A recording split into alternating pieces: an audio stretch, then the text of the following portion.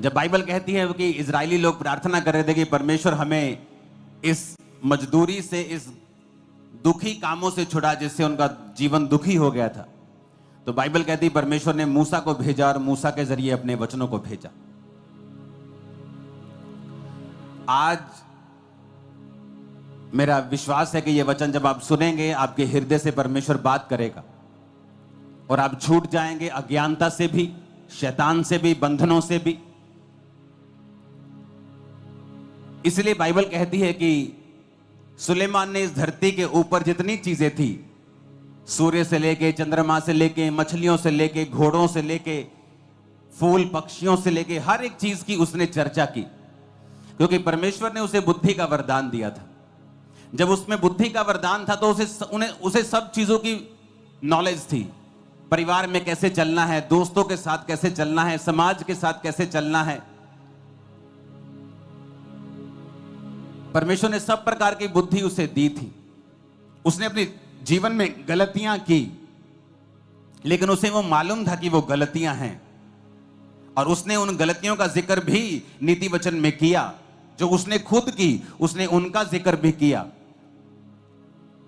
जब बुद्धि आप में परमेश्वर की बात करती है और आपके अंदर ठहर जाती है, यह आपके छुटकारे का कारण ठहरती है। इसलिए कहा जाता है कि जो नॉलेज है, जो इंफॉर्मेशन है, जो नॉलेज है, वो फ्रीडम है। कोई भी कैमरामैन हिलना मत।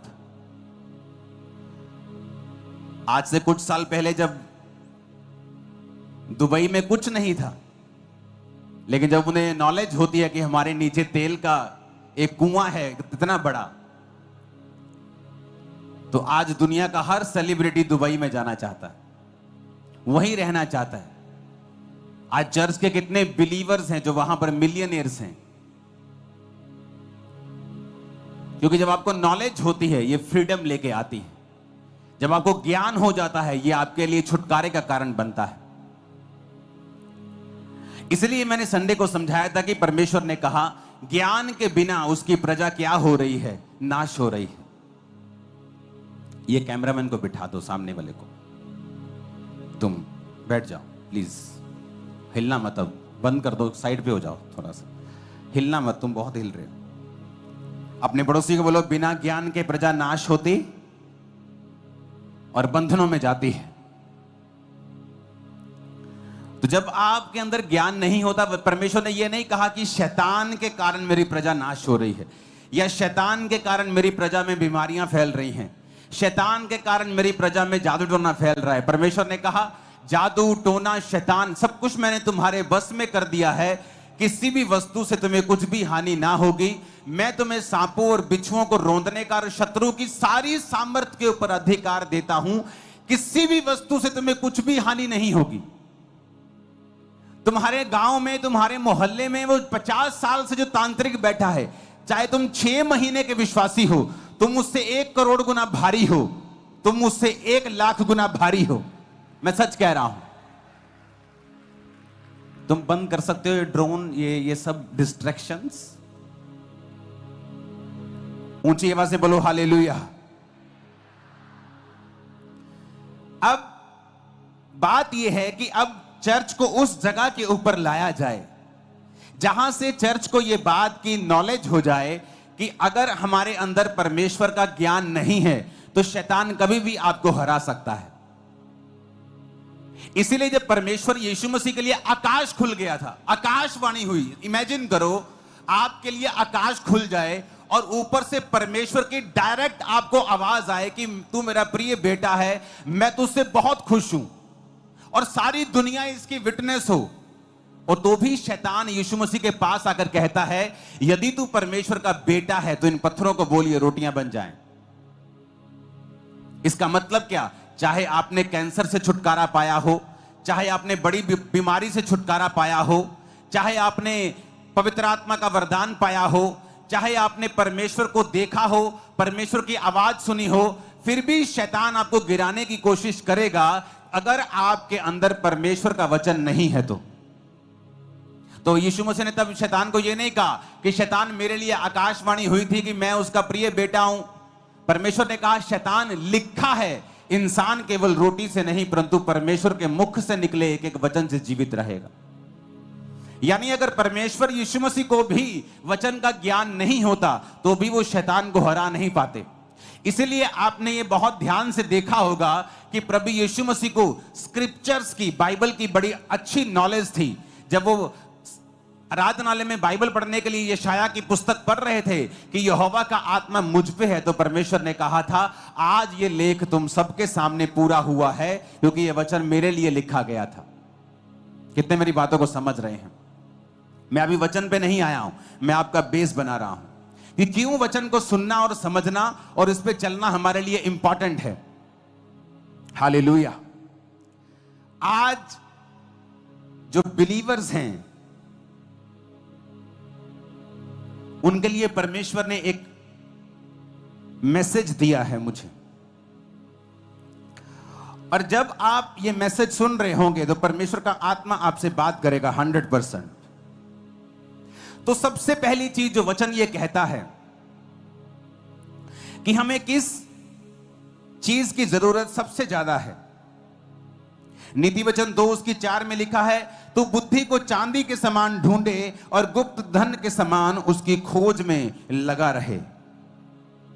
परमेश्वर ने अलग अलग जगह पे नीति वचन में, बाइबल में लिखा है कि कुंदन अगर एक साइड रखा हो, सोना रखा हो, हीरे मोती रखे हो और एक साइड पे बुद्धि रखी हो, तो हमेशा बुद्धि को चुनना। अगर तेरे पास बुद्धि है तो तू ऐसे हीरे मोती सोना बहुत कुछ कमा सकता है और उन्हें बनाए रख सकता है। लेकिन अगर तेरे पास बुद्धि नहीं है तो तू सोना और चांदी तेरे पास आ सकती है, लेकिन बुद्धि ना होने की वजह से वो थोड़े ही दिनों की होगी। तो परमेश्वर ने हमेशा ये वचन में लिखा है कि जो बुद्धि है वो तेरे पास हमेशा होनी चाहिए। लेकिन आज जब आप एक बिलीवर को देखते हैं और उसे बुद्धि के बिना देखते हैं तो उसके नुकसान क्या होते हैं और बुद्धि के बिना किस तरह एक बिलीवर को अपनी लाइफ में सफर होना पड़ता है, आज हम उसे समझेंगे। आज के वचन का जो शीर्षक है उसका नाम है ए पांडा लाइक बिलीवर। आपकी स्क्रीन के ऊपर एक फोटो होगी जिसमें एक पांडा है। यह पांडा चाइना में मिलता है। इसे आप सफेद काला भालू भी बोल सकते हो। ए पांडा लाइक बिलीवर। सबसे पहले ये जो पांडा है, हमें इसकी बुद्धि को समझने की जरूरत है। आपने इसे पिक्चर्स में देखा होगा, आपने इसे इंटरनेट पे देखा होगा, मूवीज में देखा होगा, कुंग फू में करते हुए देखा होगा, तो ये इसे बड़ा बुद्धिमान दिखाया गया है। लेकिन एक्चुअल में जब आप इंटरनेट के ऊपर स्टडी करेंगे तो आपको ये मालूम होगा कि जो पांडा है, ये जो भालू आपको दिख रहा है जिसे पांडा कहते हैं, ये दुनिया के 5 सबसे मूर्ख जानवरों में से एक है। अगर आप दुनिया के सबसे 5 मूर्ख, सबसे कम आईक्यू वाले जानवर ढूंढेंगे तो आपको पहले 5 में ये पांडा दिखाई देगा। ये इतना मूर्ख है कि चाइना में जो लोग इसको संभालते हैं, तो अगर आप स्टडी करेंगे आपको मालूम होगा कि जब वो इसको संभालते हैं तो 24 घंटे पांडा के साथ रहना पड़ता है। क्यों? ये इतना डम्ब है कि जब ये पेड़ पे चढ़ता है तो गिर जाता है, ऊंची जगह पे गिरता है। ये देखता नहीं कि यहां पे आगे जगह नहीं है या इसका किनारा थोड़ा तीखा है, मैं गिर जाऊंगा, और ये बार बार गिरता है। इसकी बुद्धि जो है वो बहुत कम है। आज हमारे बहुत से बिलीवर इस पांडा की तरह हैं। आपको पता है ये पांडा क्या खाता है? हम 2 फोटोज देखेंगे और उसके बाद मैं अपना वचन शुरू करूंगा। 2 फोटोज को देखेंगे हम, जो पांडा खा रहा है जिस जगह के ऊपर। उस फोटोज को जहां पर वो बांस को खा रहा है, उन फोटोज को टीम आपके पास होंगी, वो रिपोर्ट टीम के पास भी हैं। वो फोटो जब आ जाए तो मुझे बताइए। अगर आप इसकी स्टडी करें तो ये बांस खाता है। किसको पता है बांस? जो बांस लगते हैं यहां टेंट, आज तो लगा नहीं, छत पड़ती जा रही है। जल्दी से दिखाना उसे फोटोज में। तो ये बांस खाता है। रीजन क्या? बांस में सबसे कम एनर्जी होती है, तो इसे लगातार बांस को 14 घंटे एक दिन में खाना पड़ता है अपनी एनर्जी को पूरा करने के लिए। जबकि ये अगर और चीज खाए तो 2-3 घंटे में अपनी एनर्जी पूरी कर सकता है, लेकिन प्रभु को मालूम है पांडा जो है ये एक मूर्ख प्राणी है। बड़े ध्यान से इसे अब समझना। ये जो बांस के पेड़ आप देख रहे हो, ये सिर्फ बांस खाता है, और भी चीजें खाता है, लेकिन सबसे ज्यादा ये बांस को ही खाता है। तो बांस को जब ये खाता है तो बांस में एक खासियत है, बांस में बिल्कुल भी एनर्जी नहीं होती। तो इसको अपनी एनर्जी तक, पूरी एनर्जी लेने के लिए 14 घंटे लगातार खाना पड़ता है ताकि इसकी एनर्जी जो है वो कंप्लीट हो जाए। अब लगातार इसको खाना पड़ता है, लेकिन बहुत सा खाना बिना पचे भी इसके पेट से निकलता है। मैं ये क्यों आपको बता रहा हूं, ऐसा क्यों बनाया गया इसे, लोगों के पास इसका उत्तर नहीं है, लेकिन मैं आपको बताता हूं आत्मा के जरिए। पांडा एक मूर्ख जानवर है, तो परमेश्वर इसको कम से कम समय देना चाहता है कि ये खाने के बाद इतना ही फ्री हो कि ये कम से कम गिर सके। क्योंकि अगर इसके पास 3 घंटे खाने के बाद, 10 घंटे 12 घंटे सोने के बाद 15 घंटे हो गए, फिर भी 9 घंटे बाकी हैं पूरे दिन में, तो 9 घंटे अगर ये लगातार घूमेगा फिरेगा तो ये बहुत जल्दी मर जाएगा।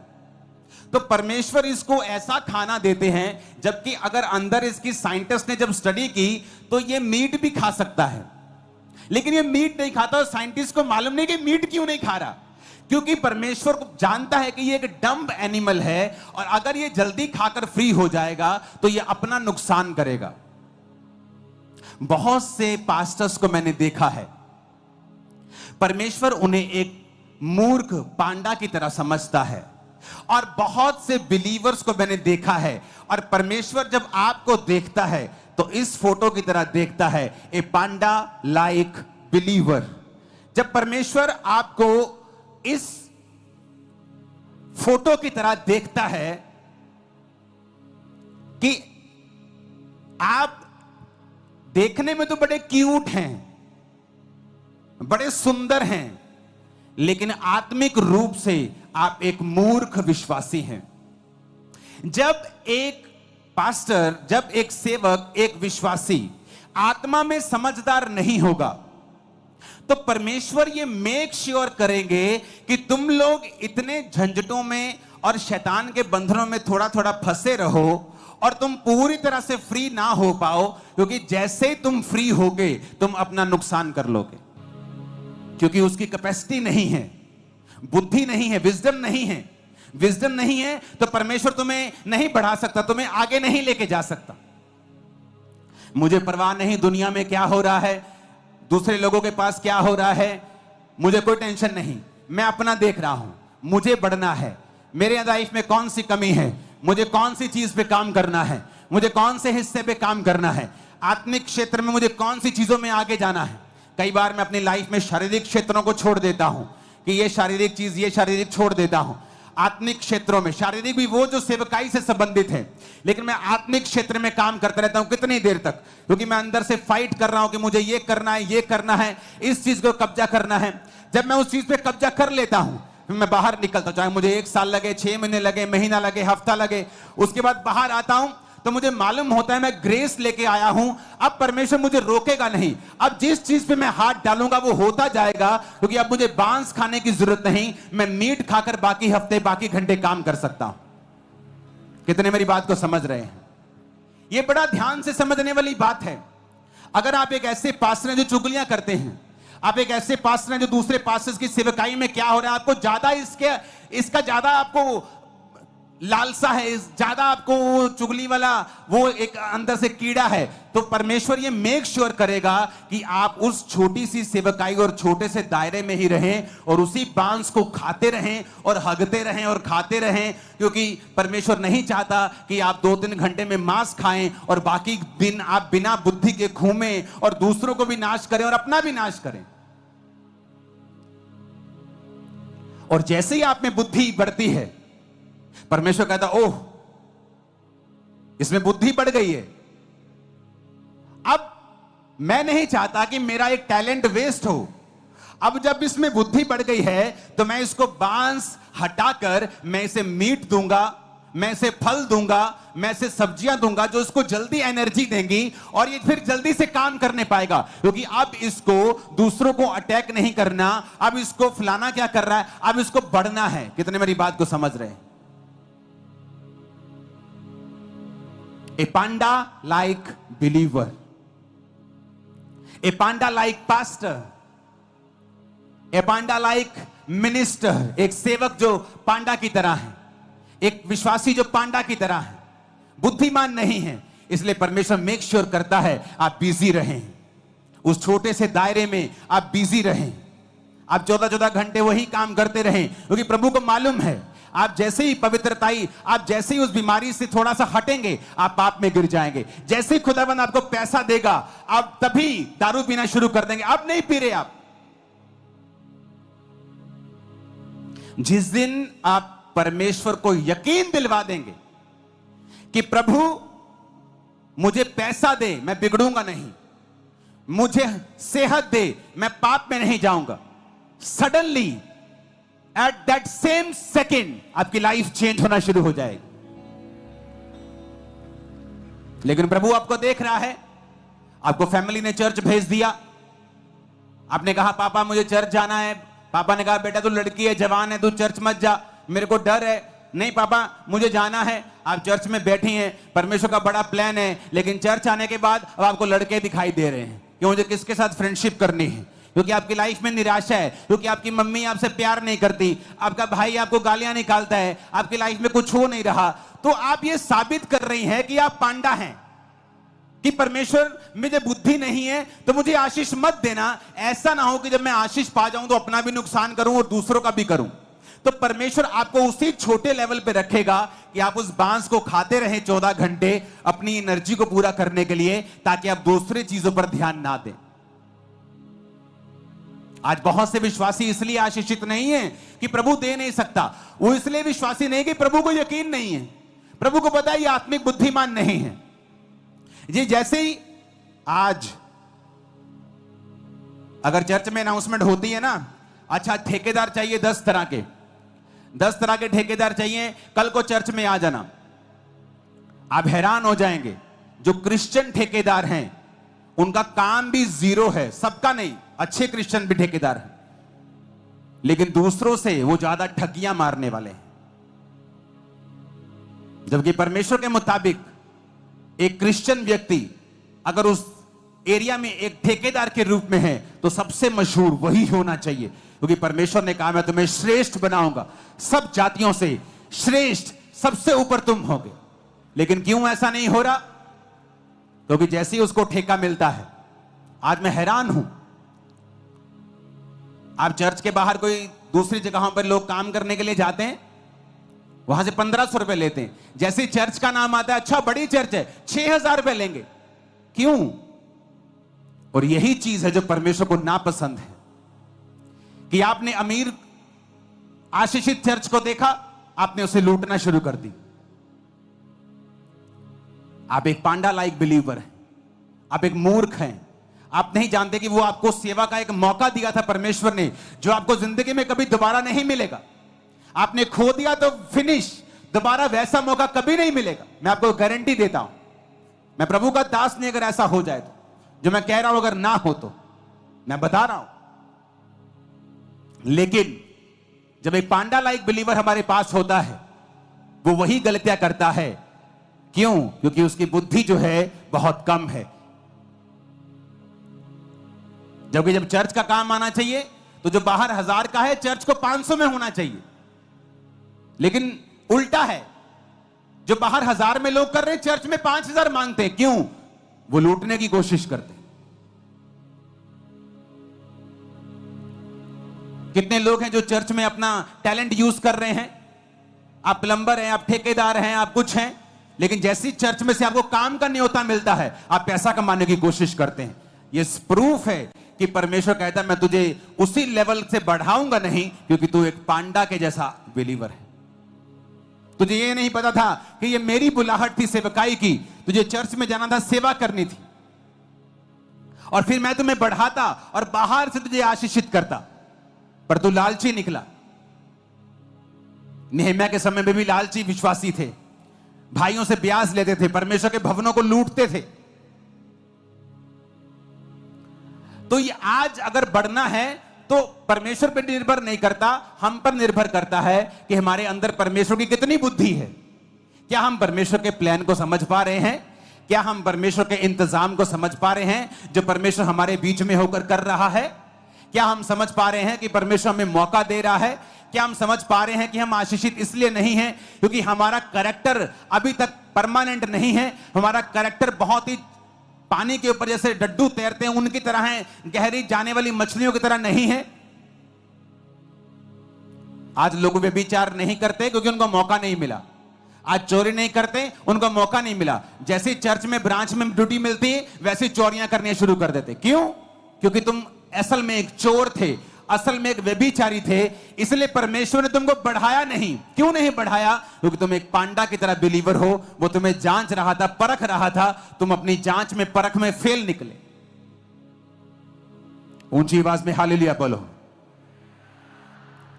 तो पांडा बुद्धिमान नहीं है, इसलिए परमेश्वर उसको 14 घंटे खिलाता है, जबकि साइंटिस्ट कहते हैं कि ये मांस खा सकता है, इसकी आंतड़ियों से ये उसी तरह का बियर है, भालू है, जिस तरह के दूसरे हैं, पर फिर भी परमेश्वर उसे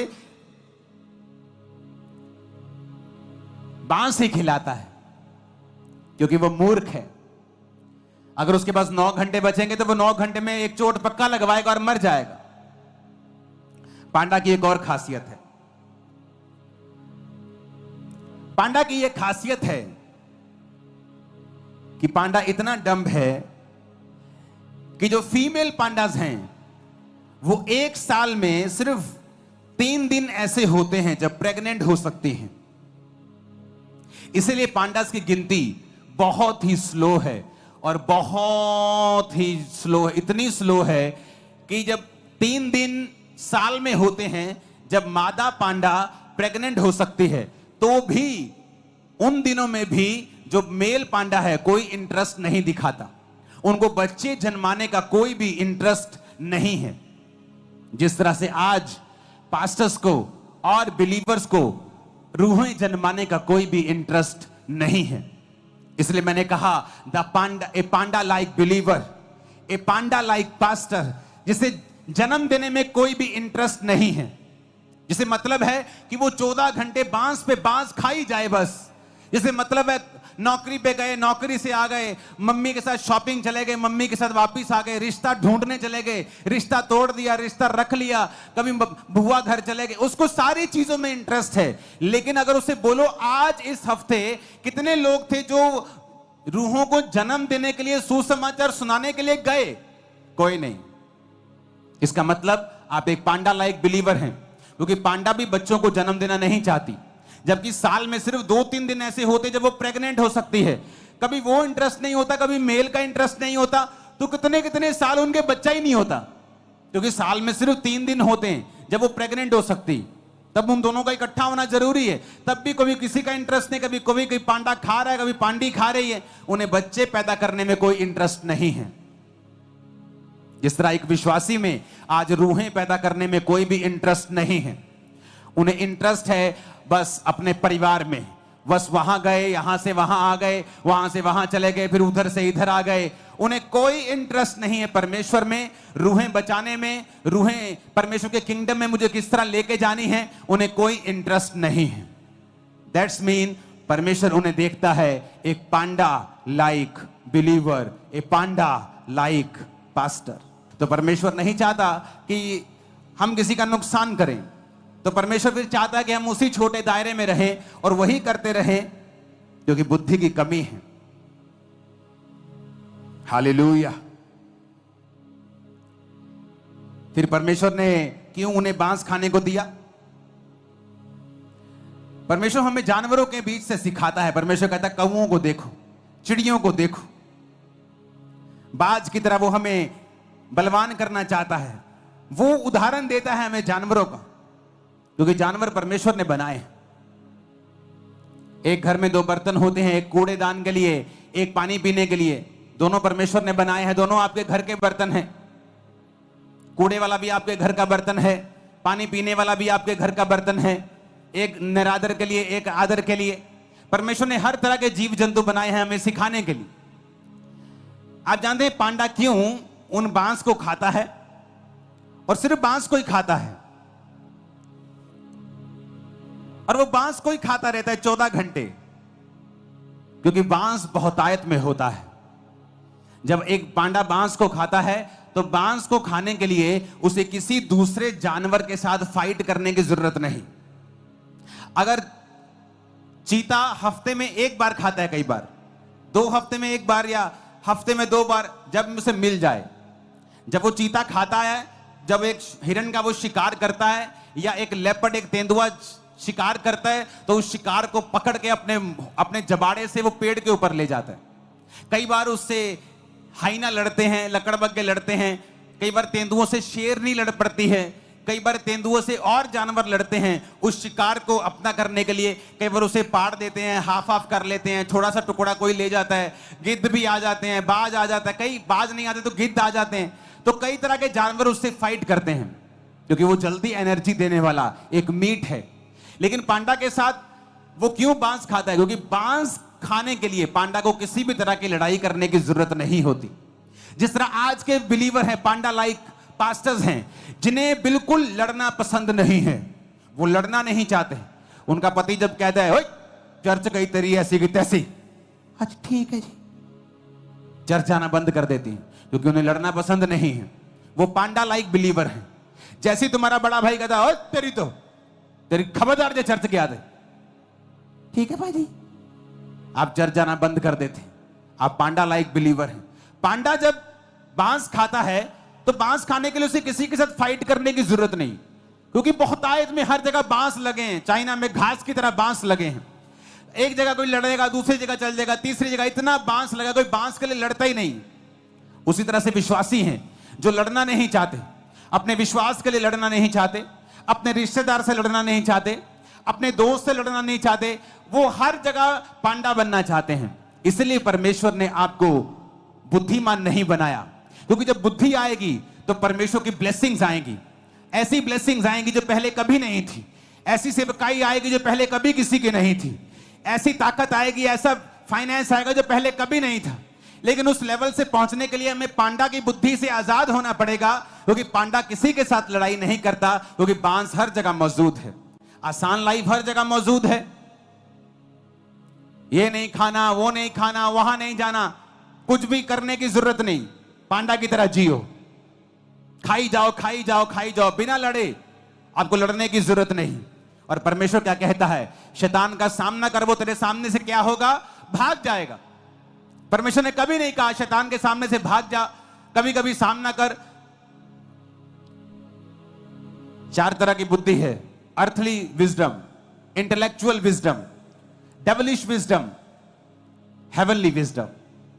एक बुद्धि है जो इस धरती की है, एक बुद्धि है जो इंटेलेक्चुअली आप पढ़ के हासिल करते हैं। कई बार बिना पढ़े लिखे भी लोग बुद्धिमान होते हैं। हमारे रिश्तेदार आड़तीए हैं, लाखों रुपए का हिसाब बिना पढ़े, जो पुराने लोग होते थे बिना पढ़े, 0 क्लास पढ़े, लाखों रुपए का हिसाब आप कैलकुलेटर में करोगे वो ऐसे ही कर देंगे मुंह से। Earthly wisdom. एक है इंटेलेक्चुअल विजडम, आप पढ़ाई से हासिल कर रहे हैं, इंजीनियर बन रहे हैं, electronics engineer, computer engineer, doctor, something like that, आप एमबीए कर रहे हैं, आप इंटेलेक्चुअल विजडम हासिल कर रहे हैं। एक विजडम है डेविलिश विजडम, शैतान की विजडम।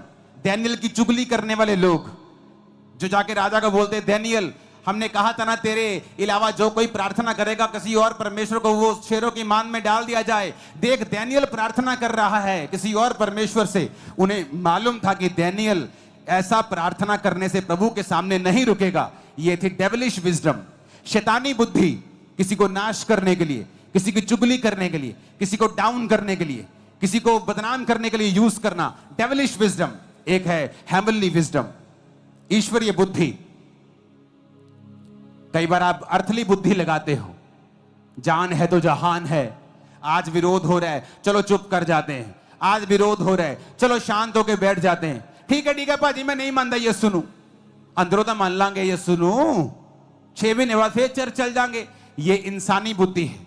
और एक बुद्धि होती है हेवनली बुद्धि, ईश्वरीय बुद्धि, जो डैनियल के पास थी। जब डैनियल बच्चा था और बंदी बना लिया गया, तो डैनियल ने कहा अपने खाने वाले से, जो उसको खाना देता था, कि ये खाना मैं नहीं खा सकता, ये बाइबल में मना किया हुआ है। उसको मालूम था कि ये खाना पड़ेगा, क्योंकि राजा ने उसका मेन्यू निर्धारित किया था अपने खान सामे को कि ये खाना तू इन बच्चों को दिया करेगा, इनको बड़ा करेगा, शिक्षा देगा, और फिर मेरे राज्य में तू इनको मंत्री बनने के लिए मेरे सामने पेश करेगा। लेकिन डैनियल अर्थली विजडम से नहीं चला कि ठीक है आज चुप बात मानते हैं, ऐसा ना हो मौत की सजा राजा दे दे, या राजा मुझे कहीं और दुखी कर दे, जेल में डाल दे। उसने हेवनली बुद्धि का इस्तेमाल करके कहा कि मैं ये खाना नहीं खाऊंगा, तुम मुझे जेल में दे दे, मुझे मौत दे दे, लेकिन मैं बाइबल को तोड़ूंगा नहीं। तो ये हेवनली बुद्धि का इसने इस्तेमाल किया, और परमेश्वर ने उसी डैनियल को उस राज्य में राजा के बाद सबसे ऊंचा पद दिया, जो परमेश्वर आपको देना चाहता है। सबसे ऊंचे पद के ऊपर वो आपको रखना चाहता है।